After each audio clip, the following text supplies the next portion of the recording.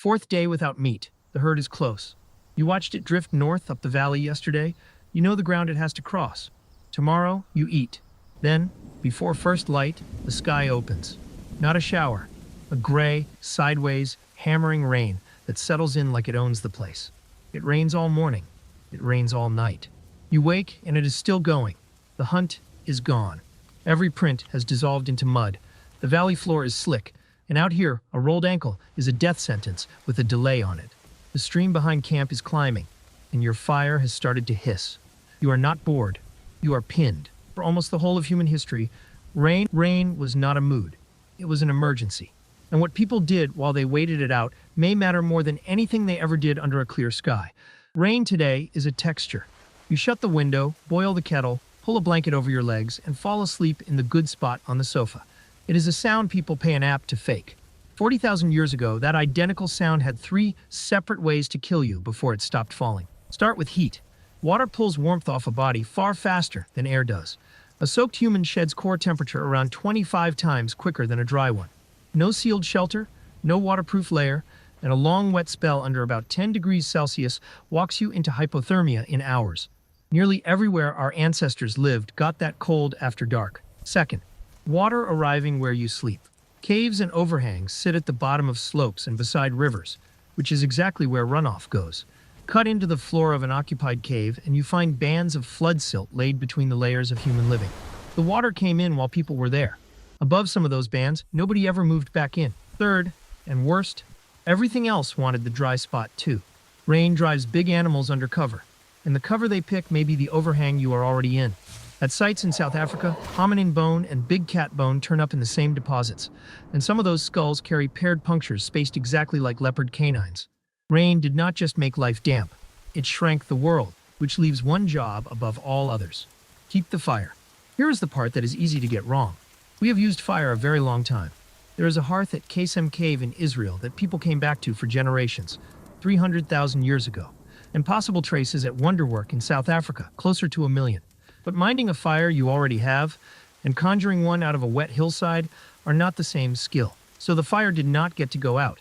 If it did, you went and borrowed one. Groups carried live coals wrapped in damp green leaves or tucked inside a woody bracket fungus that holds a spark and smolders quietly inside itself for hours. A mushroom used as a battery. This is not a guess.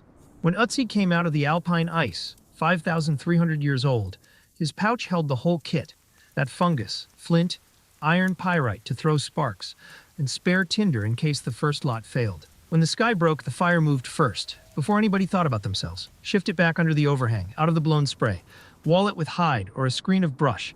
Feed it in small amounts. Smothering it loses it as surely as starving it. Take the dead lower branches of conifers, the ones the canopy kept dry all week. Split a soaked log and pull the dry heart out of the middle. Peel birch bark, because birch carries an oil called betulin that catches even when it is wet. The fire is holding. You are dry. You still cannot leave. So, you make things. The floors of these caves are workshops. Stone tools at every stage of completion, and drifts of tiny, sharp flakes. The debris that sprays off a core while you shape it in tight patches, right where somebody would sit to catch the light off the hearth. And it runs past stone. Blombos Cave on the South African coast holds a 100,000-year-old pigment workshop. Abalone shells used as mixing bowls. Ochre ground to powder. Bone tools for stirring. Nobody needs colored paste to survive the week. Bone needles appear around 60,000 years ago. Slender, polished, with an eye drilled through a shaft 2 millimeters across. That is not a thing you make in a hurry. That is an afternoon lost to weather. Then the quiet one. At Abri du Maras in France, a Neanderthal site, a scrap of cord survived.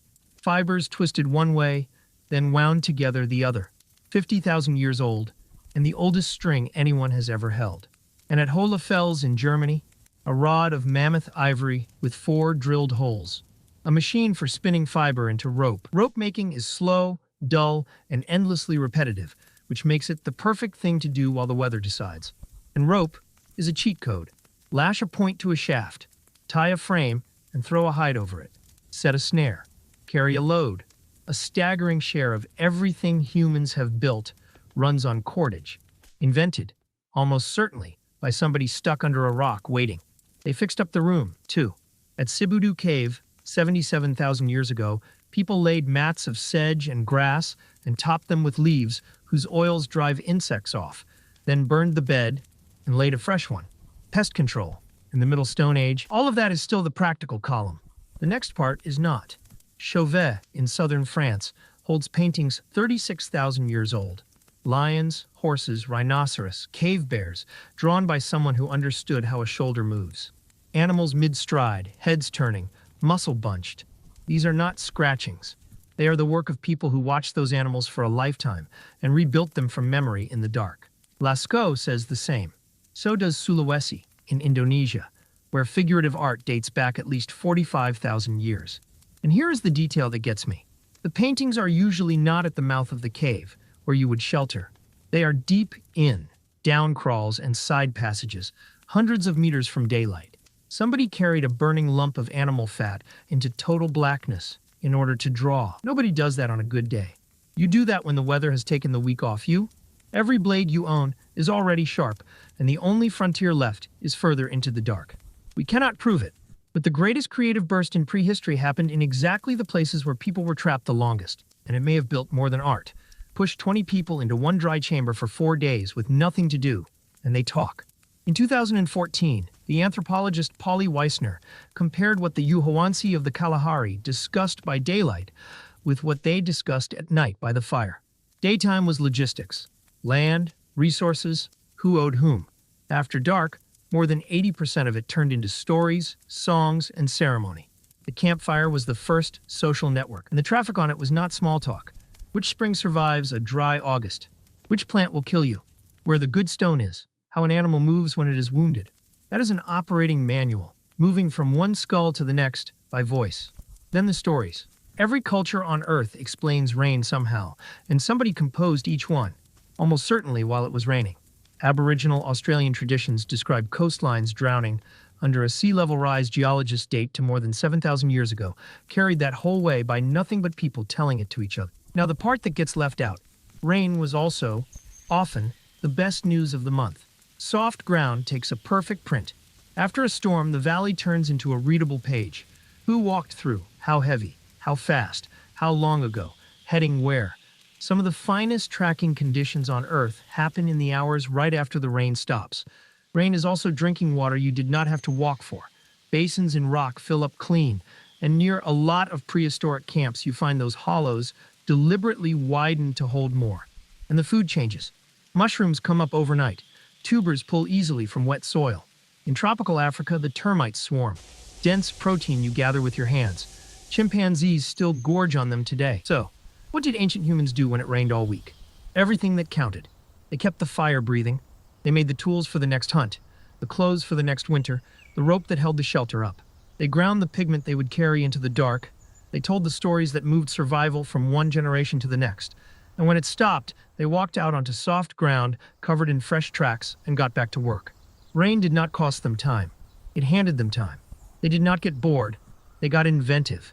And that may be the only reason we are here.